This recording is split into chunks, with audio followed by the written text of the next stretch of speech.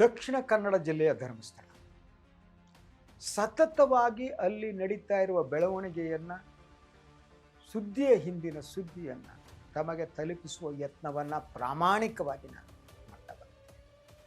ನಾನು ಯಾರ ಭಕ್ತನೂ ಅಲ್ಲ, ಯಾರ ಬಾಲಂಗೋಚಿನೂ ಅಲ್ಲ, ಯಾರ ಭಟ್ಟಂಗಿಯೂ ಅಲ್ಲ. ನಾನು ಹೆದರುವುದಿದ್ದರೆ ಸತ್ಯಕ್ಕೆ ಮಾತ್ರ, ಯಾವುದಕ್ಕೂ ಅಲ್ಲ.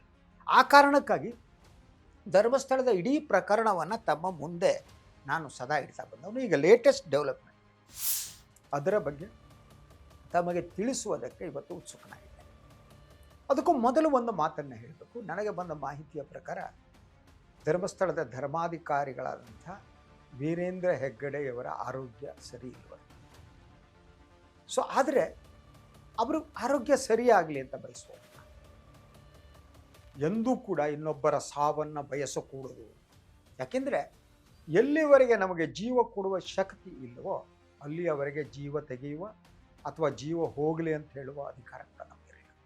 ಆದ್ದರಿಂದ ಹೆಗಡೆಯವರಿಗೆ ಆರೋಗ್ಯ ಸುಧಾರಿಸ್ಲಿ. ಅದು ಸಮಸ್ಯೆ ಇರೋದೇನು ಅಂದರೆ, ಒಂದು ಹೆಲ್ತ್ ಬುಲೆಟಿನನ್ನು ಯಾಕೆ ಇವರು ಬಿಡುಗಡೆ ಮಾಡ್ತಾ ಇದ್ದಾರೆ? ಸಾಧಾರಣವಾಗಿ ದೊಡ್ಡ ಜನ ಅವರು ಆಸ್ಪತ್ರೆ ಸೇರಿದರೆ, ಚಿಕಿತ್ಸೆ ಪಡೆದರೆ ಆಗಾಗ ಹೆಲ್ತ್ ಬುಲೆಟಿನನ್ನು ಬಿಡಲಾಗುತ್ತೆ. ವೀಕ್ಲಿ ಒನ್ಸು ಅಥವಾ ಕೆಲವೊಮ್ಮೆ ಸೀರಿಯಸ್ ಕೇಸ್ನಲ್ಲಿ ಪ್ರತಿದಿನ ಸಂಜೆ ಹೊತ್ತಿಗೆ ಹೆಲ್ತ್ ಬುಲೆಟಿನನ್ನು ಬಿಡ್ತಾರೆ. ಯಾಕಂದರೆ ಜನ ಕಾಯ್ತಾರೆ.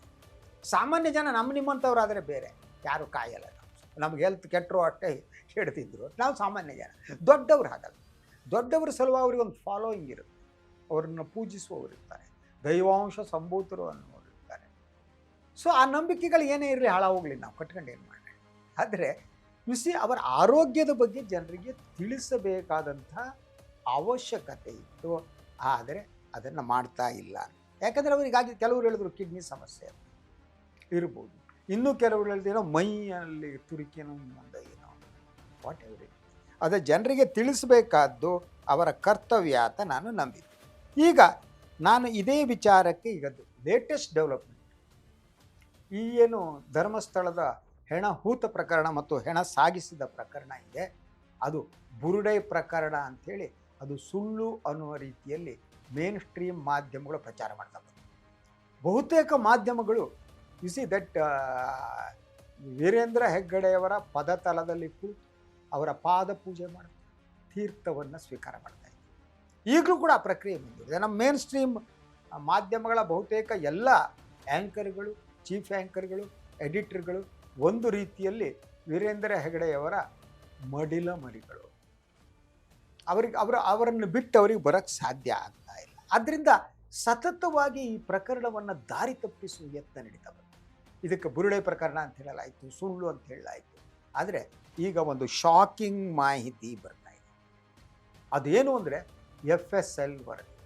ಆ FSL ವರದಿಯ ಪ್ರಕಾರ ಬಂಗ್ಲೆಗುಡ್ಡ ಧರ್ಮಸ್ಥಳದ ಪಕ್ಕದಲ್ಲಿರುವ ಅಲ್ಲಿ ಸುಮಾರು 1,000 ಮೂಳೆಗಳು ಸಿಕ್ಕಿವೆ.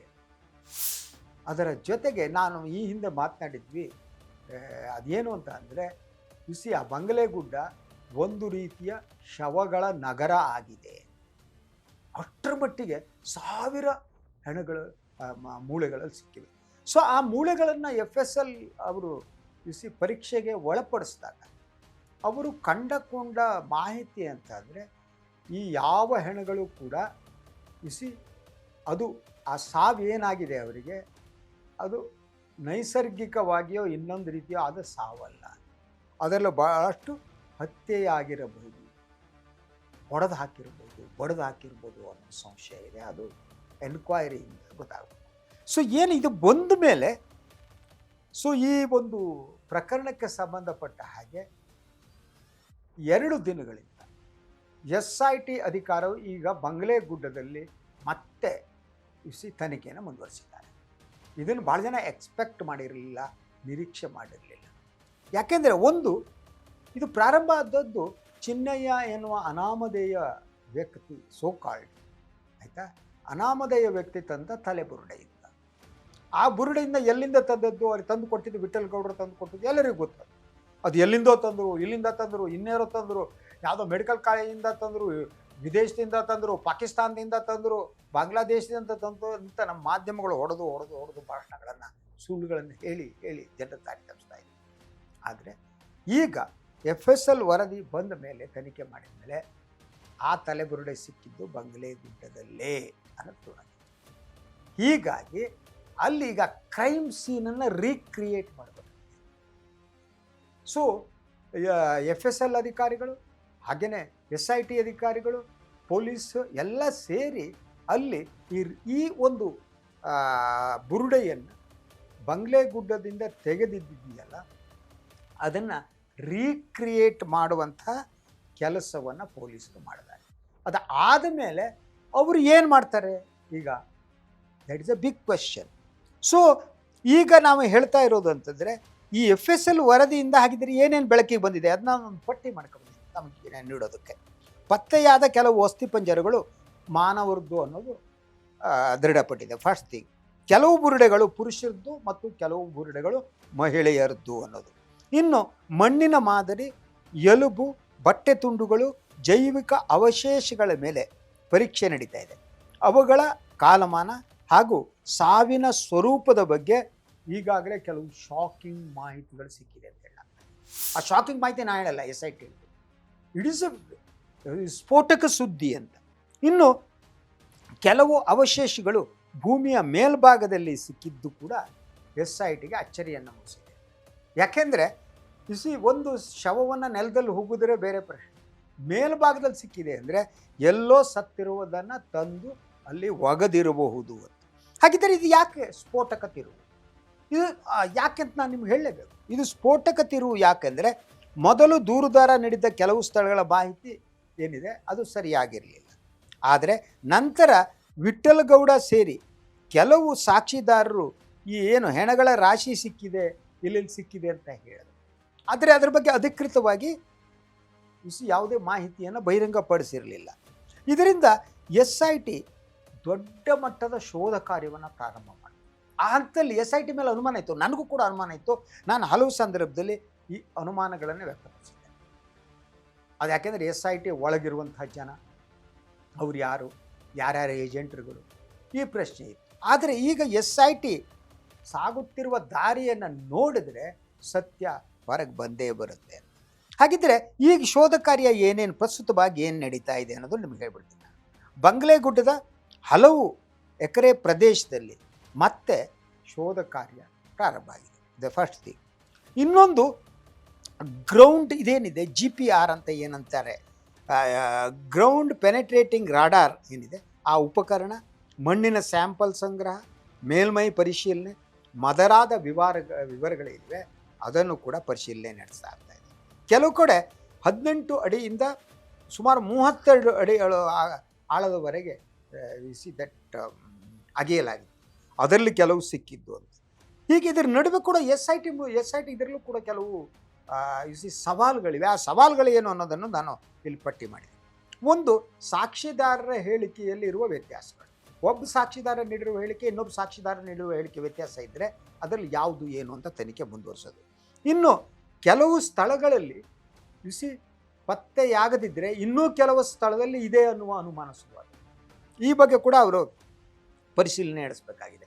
ಇನ್ನು ಪತ್ತೆಯಾದ ಅಸ್ಥಿಪಂಜರಗಳು ಎಷ್ಟು ಹಳೆಯವು, ಸಾವಿನ ಕಾರಣ ಏನು, ಅವು ಅಪರಾಧಕ್ಕೆ ಸಂಬಂಧಿಸ್ತವೆ, ಈ ಬಗ್ಗೆ ವೈಜ್ಞಾನಿಕ ವರದಿ ಏನಿದೆ ಅದು ಬಹಿರಂಗ ಆಗಿದೆ.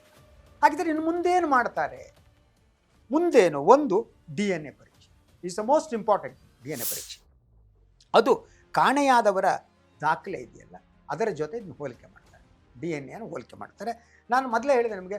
ಸೊ ಇತ್ತೀಚೆಗೆ ಸುಮಾರು 14 ಇಂತಹ ಕಾಣೆಯಾದವರ ದೂರುಗಳು ಹೊಸದಾಗಿ ಬಂದಿದೆ ಅಂತ ಹೇಳಲಾಗ್ತಾ ಇದೆ SIT. ಸೊ ಅದು ಇನ್ನು ಸಾಕ್ಷಿದಾರರ ಮರುವಿಚಾರಣೆ ಕೂಡ SIT ನಡೆಸೋ ಚಾನ್ಸಸ್, ಅವರನ್ನ ಕರೆದು ಮರುವಿಚಾರಣೆ ಮಾಡಿ ಅದನ್ನು ನಡೆಸೋದು. ಇನ್ನು ಈ ಪ್ರಕರಣ ಏನಿದೆ, ಈ ಪ್ರಕರಣ ಎಲ್ಲ ಮುಚ್ಚೆ ಹೋಯಿತು, ಮುಗುದೇ ಹೋಯಿತು, ಸುಳ್ಳು ಬುರುಡೆ ಎಲ್ಲ ಹಾಗೆ ಹೀಗೆ ಅಂತ ಹೇಳಿದವರೆಲ್ಲ ಈಗ ತಲೆ ತಗ್ಗಿಸಿ ನಿಂತ್ಕೊಳ್ತಾರೆ. ರಕ್ಷಕರು ಬಯಲಾಗ್ತಿದ್ದಾರೆ.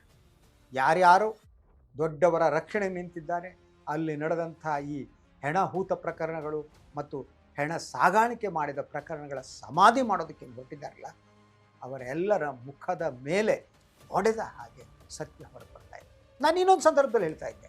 ಸೊ ಏನಪ್ಪ ಆಗಿದ್ದಾರೆ ಧರ್ಮಸ್ಥಳದಲ್ಲಿ, ಅಲ್ಲಿ ಮಂಜುನಾಥನೇ ಇಲ್ವಾ, ಅಣ್ಣಪ್ಪ ದೇವರೇ ಇಲ್ವಾ, ಯಾಕಿದು ಅಂತ ಎಲ್ಲ ಮಾತನಾಡುವ ಸ್ಥಿತಿ ಬಂತು. ಆದರೆ ದೇವರು ಅನ್ನೋದೊಂದು ಶಕ್ತಿ ಕಣ್ರಿ, ಅದೊಂದು ಲೈಟ್. ಅವರಿಗೆ ದೇವರಿಗೆ ಬಿಸಿ ನಾಮ ಹಲವು, ಯಾವ ಹೆಸರಿನಲ್ಲಿ ಬೇಕಾದರೂ ನೀವು ದೇವರನ್ನು ಕರಿಬೋದು, ಪೂಜಿಸ್ಬೋದು. ಆದರೆ ಅಲ್ಟಿಮೇಟ್ಲಿ ದೇವರು ಅನ್ನುವುದು ಒಂದು ಲೈಟ್ ಇದ್ದ ಹಾಗೆ, ಒಂದು ಶಕ್ತಿ ಇದ್ದ ಹಾಗೆ. ಅದನ್ನು nobody can defeat, nobody can defeat. It has been proved now. ಅದರಿಂದ ಇಡೀ ಧರ್ಮಸ್ಥಳದ ಪ್ರಕರಣದಲ್ಲಿ ಸತ್ಯ ಹೊರಗೆ ಬರ್ತಾ ಇದೆ. ಯಾರ್ಯಾರು ಒಳಗಡೆ ಹೋಗ್ತಾರೆ?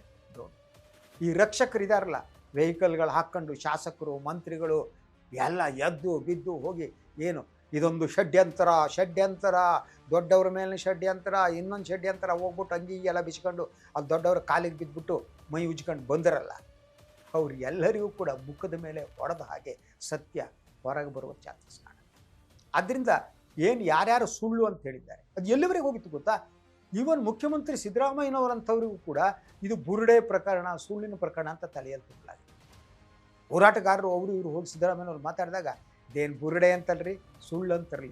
ಆದರೆ ಇದೆಲ್ಲದರ ನಡುವೆ ತನಿಖೆಯನ್ನು ಮುಂದುವರಿಸಿದ್ದು, ಎಲ್ಲ ಒತ್ತಡಗಳ ನಡುವೆ ಕೂಡ SIT ರದ್ದುಪಡಿಸದೇ ಇರೋದು, ಇದು ಫೇವರೇಬಲ್ ಆದ್ದು. ಇದನ್ನು you see that government did it. Now I am telling, ಸತ್ಯ ಹೊರಗಡೆ ಬರ್ತದೆ. Please wait. ಯಾಕೆಂದರೆ ಐ ಸ್ಟಿಲ್ ಬಿಲೀವ್, ನನಗೆ ಮೊದಲೊಂದು ಸ್ವಲ್ಪ ಅನುಮಾನ ಇತ್ತು ಪ್ರಣವ್ ಮೊಹಂತಿ ಅವರ ಬಗ್ಗೆ, but is very good officer. ಇವರು ಇಂತಹ ಕ್ರೈಮ್ ಇನ್ವೆಸ್ಟಿಗೇಷನ್ನಲ್ಲಿ is the best is doing. ಯಾರ್ಯಾರು ಮಾಡಿದ್ದಾರೆ ಅವ್ರು ಸಿಕ್ಕಾಕತ್ತಾರೆ. Let's wait and sea.